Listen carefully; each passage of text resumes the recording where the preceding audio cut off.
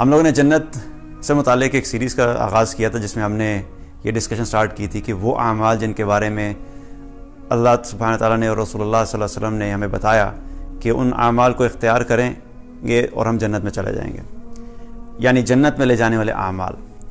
اور انہی اعمال کے سلسلے میں اب کچھ اعمال کے بارے میں آج ہم بات کریں گے۔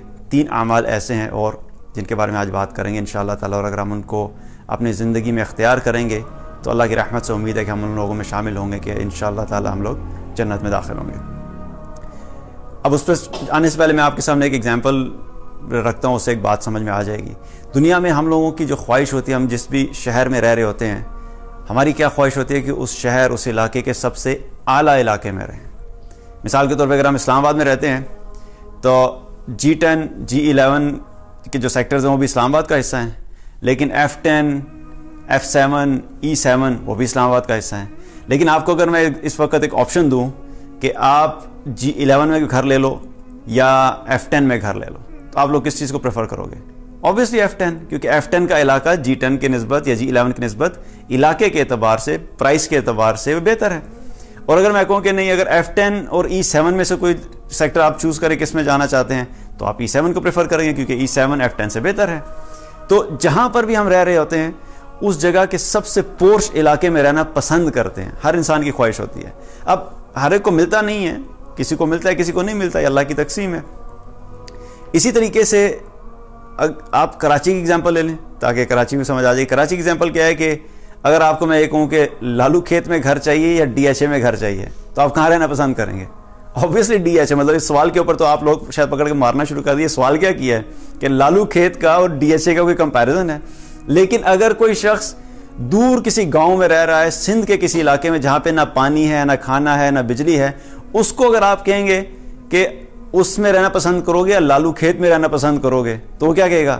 وہ خوشی سے لالو کھیت میں آئے گا، کیونکہ اس کے لیے لالو کھیت بہتر ہے۔ تو ہر انسان جہاں پر بھی رہ رہا ہوتا ہے اس کی خواہش یہ ہوتی ہے کہ میں جہاں پہ رہ رہا ہوں اس سے بہتر جگہ پہ جاؤں اور سب سے بہتر جگہ پہ جاؤں۔ اچھا، دنیا کے معاملے میں تو ہماری یہ ساری کیلکولیشن، ہماری ساری عقل، ہماری ساری پلاننگ کام کرتی ہے، لیکن جب آخرت کا معاملہ آتا ہے تو بڑے بڑے عقل مند انسان ایسے ہو جاتے ہیں ان کو سمجھ نہیں آتی کہ اچھا آخرت کے معاملے میں کیا کریں گے، یا یہ ویلیو رکھتی ہیں دنیا کے معاملے میں، یہ ساری سوچ، یہ ساری اسٹریٹجی تو بڑی ویلیو رکھتی ہے، لیکن آخرت کے معاملے میں ہم نے سب سے اعلیٰ درجات حاصل کرنے ہیں۔ اس وقت جب ہم بات کرتے ہیں کہ کوئی ایسی پلاننگ کریں، کوئی ایسے اعمال کریں کہ ہم آخرت میں بھی سب سے اعلیٰ درجے پہ پہنچ سکیں، تو اس وقت ہم کیا کہتے ہیں؟ سر جی دعا کرو بس جنت پیر اندر چلا جائے، ہاں، کہ بس داخل ہو جائیں کسی طرح جنت میں۔ اعلیٰ درجہ تو چھوڑیں نا، بس کوشش یہ کریں کہ کسی طرح جنت کے دروازے کے اندر چلے گئے تو بس کامیاب۔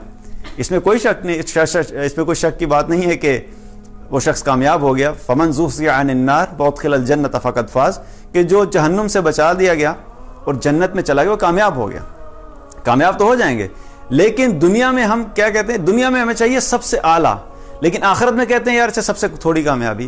جبکہ رسول اللہ صلی اللہ علیہ وسلم نے ہمیں کیا بتایا کہ جب اللہ سے مانگو تو کیا مانگو؟ جنت الفردوس مانگو۔ عام جنت نہیں مانگو، صرف جنت میں انٹری نہیں مانگنی، بلکہ سب سے اعلیٰ درجے کی جنت مانگنی ہے، کیونکہ جب ہم سب سے اعلیٰ درجے کی جنت کو ایم کریں گے اور اگر ہمیں سب سے اعلیٰ درجے کی نہ بھی ملی تو اس سے ایک نیچے آ جائے گا یا اس سے ایک نیچے آ جائیں گے۔ لیکن اگر ہم نے ٹارگیٹ ہی یہی کیا کہ بس صرف انٹری مارنی ہے، تو اگر وہ انٹری خدا نخواستہ نہ ہو سکی تو اس سے کم درجہ کیا ہے؟ جہنم۔ تو اللہ سبحانہ تعالیٰ ہم سب کو جنت الفردوس میں لے کے جائے، لیکن ہمیں اس چیز کی کوشش کرنی پڑے گی۔ اب اسی سلسلے میں آپ صلی اللہ علیہ وسلم نے جو ہے ایک حدیث میں بتائے 3 اعمال جن کے اختیار کرنے کے اوپر جنت میں بھی ہمیں گھر اور محل مل سکتا ہے، لیکن اس عمل پہ ڈیپینڈ کرے گا کہ وہ عمل ہم کریں گے تو ہمیں جنت کے کس حصے میں گھر ملے گا۔ ہم نے کیا بات کی تھی؟ G10 G11 E7 F10 مختلف علاقے ہیں۔ جنت میں بھی اس طرح سے ہر جگہ سیم نہیں ہے۔ جنت کا وسط جو ہے، جس کو ہم دنیا کے اعتبار سے ہم کیا کہتے ہیں ڈاؤن ٹاؤن، وہ بڑا قیمتی ہوتا ہے۔ جنت کا وسط جو ہے اس کی ویلیو زیادہ ہے۔ جنت کی ایک جانب جو ہے وہ ایک سائیڈ پہ ہے تو وہ بھی جنت، لیکن وہ ویلیو کے اعتبار سے وسط کے کمپیریزن میں تھوڑا کم ہے۔ اور پھر اس کے بعد اعلیٰ درجات ہیں جو ان سے بھی اور اوپر ہیں۔ آپ صلی اللہ علیہ وسلم نے ایک حدیث میں فرمایا، سنن ابو داؤد کی روایت ہے، 3 طرح کے لوگوں کے بارے میں کہ 3 اعمال کرنے والوں کو کیا کیا ملے گا۔ اور آپ صلی اللہ علیہ وسلم نے اس حدیث کا جو شروع ہے، اس کے جو شروع کے الفاظ ہیں حدیث کے، وہ کیا ہے؟ انا زعیم، میں ذمہ دار ہوں سبحان اللہ. دنیا میں اگر کوئی شخص ہمیں گارنٹی دے دے کہ بھئی ایک ایسا شخص ہے جو کریڈیبل بھی ہے, جو اپنی بات کا پکا بھی ہے, اور اس کی ہسٹری یہ ہے کہ جب بھی اس نے کسی چیز کے کرنے کا کہا اس نے پورا کیا, اور اس نے آپ کو کہا کہ اچھا تم میرے پاس آ جانا, میں تمہیں 10,000 دوں گا, تو دل مطمئن ہوگا. کیوں مطمئن ہوگا؟ جو کہنے والا ہے آپ نے اس کو بہت دفعہ آزمایا ہے, اور جب بھی اس نے اپنی کوئی بات کی اس نے ہمیشہ پوری کی ہے. تو جب وہ آپ کو کہے گا کہ میں تمہیں 10,000 دوں گا, تو آپ 100% مطمئن ہوں گے کہ ہاں یہ شخص اگر کہہ رہے میں تمہیں 10,000 دوں گا تو وہ دے گا. اور یہاں پر گارنٹی دینے والا کون ہے؟ محمد رسول اللہ صلی اللہ علیہ وسلم. تو ان کی گارنٹی میں تو کوئی کسی قسم کی شک کی گنجائش ہی نہیں. تو آپ صلی اللہ علیہ وسلم نے کیا کہا؟ انا زعیم, میں ذمہ دار ہوں جنت کی جانب میں ایک محل کا, ایسے شخص کے لیے جو جھگڑا چھوڑ دے اگرچہ حق پر ہو. تو پہلا عمل کیا ہے کہ جھگڑا چھوڑ دے اگرچہ حق پر ہو. اب کئی دفعہ ایسی سچویشن ہوتی ہے کہ انسان کا کسی سے جھگڑا ہو گیا, بات شروع ہوئی, تلخ کلامی ہوئی, کئی دفعہ مارنے تک بھی بات چلی جاتی ہے, لیکن انسان یہ دیکھے کہ اب بات جھگڑے پہ جا رہی ہے اور جھگڑا ہو گیا ہے اور اس کو پتہ ہے کہ میں حق پر ہوں, جاننے کے باوجود پیچھے ہٹ جائے, جھگڑا مت کرے, سائڈ پہ ہو جائے, تو ظاہری طور پہ کیا لگتا ہے؟ انسان کی انسان کی ایگو ڈسٹرب ہوتی ہے, کیونکہ بہت سے لوگ دیکھ رہے ہوتے ہیں دو شخص جھگڑ رہے ہیں, دو شخص بحث کر رہے ہیں, تو وہاں پہ دونوں کی انا ہوتی ہے کہ جو ہارے گا, ظاہری بات ہے لوگوں کی نظر میں کیا ہوگا, یار یہ بڑا کمزور انسان ہے. لیکن حق پہ ہونے کے باوجود بھی اللہ کے رسول صلی اللہ علیہ وسلم کیا فرما رہے ہیں کہ اگر کسی شخص نے جھگڑے کو چھوڑ دیا تو میں ضمانت دیتا ہوں, میں ذمہ دار ہوں ایسے شخص کے لیے جنت کی ایک جانب میں محل کا. تو اللہ کے رسول صلی اللہ علیہ وسلم کی ذمہ داری ہے. تو جھگڑے کو چھوڑ دینا یہ پہلا عمل. دوسرا عمل آپ صلی اللہ علیہ وسلم نے کیا فرمایا کہ میں ذمہ دار ہوں جنت میں محل کا, جنت کے وسط میں, میں ذمہ دار ہوں جنت کے وسط میں ایک محل کا, اس شخص کے لیے کہ جو شخص جھوٹ بولنا چھوڑ دے اگرچہ مزاح میں ہی کیوں نہ ہو. جھوٹ چھوڑ دینا, جھوٹ بولنا چھوڑ دینا, اور مزاح میں ہی کیوں نہ ہو. عام روٹین میں جب کوئی جھوٹ بولا جاتا ہے تو اس جھوٹ کو بولنے والے کو پتا ہوتا ہے کہ میں نے جھوٹ بولا ہے.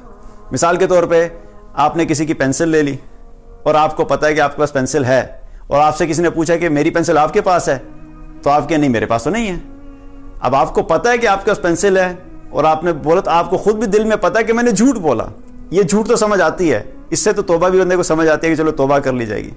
لیکن ایک جھوٹ ہوتا ہے جو مزاح میں جھوٹ, اس جھوٹ کو جھوٹ سمجھا ہی نہیں جاتا, اس کو ہم جھوٹ سمجھتے ہی نہیں ہیں, کیونکہ ہم اپنی طرف سے مزاح کر رہے ہوتے ہیں لیکن جھوٹا مزاح کر رہے ہوتے ہیں. اور اس کی بہت بڑی اگزامپل آج کے دور میں کیا ہے؟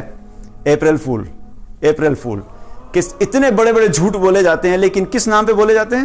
انٹرٹینمنٹ, مزاح ہی تو ہے, تھوڑا انجوائے کر رہے ہیں, اس میں غلط بات کیا ہے؟ تھوڑے سے شغل ملے تو لگا رہے ہیں, اس سے کیا فرق پڑتا ہے؟ یہ کوئی جھوٹ تھوڑا ہی ہے.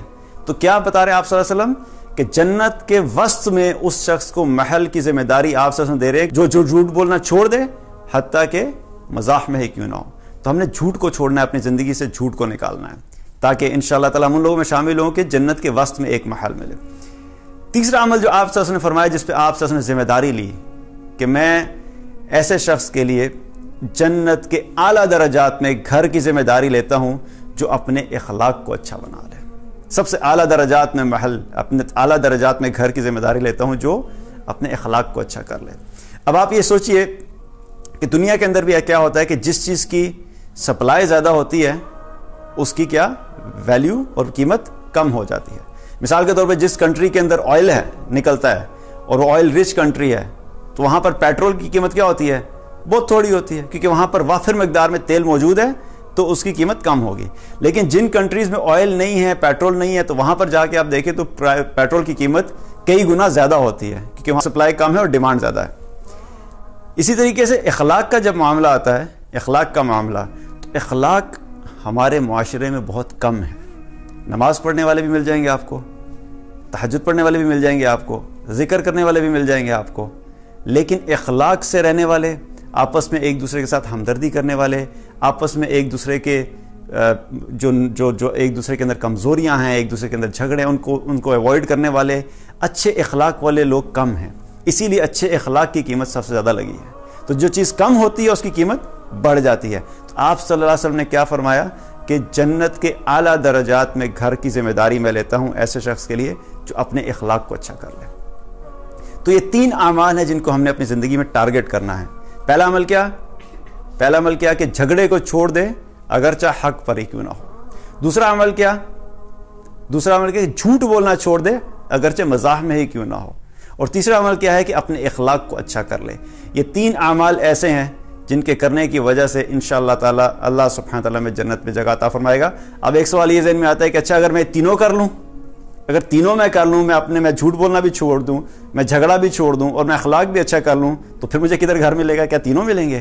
تو ایک چیز یاد رکھیں کہ اللہ سبحانہ تعالیٰ کے خزانوں میں کسی چیز کی کوئی کمی نہیں ہے۔ اللہ یہ 3 گھر چھوڑ کے 3 محل چھوڑ کے بہت سارا عطا کر سکتا ہے۔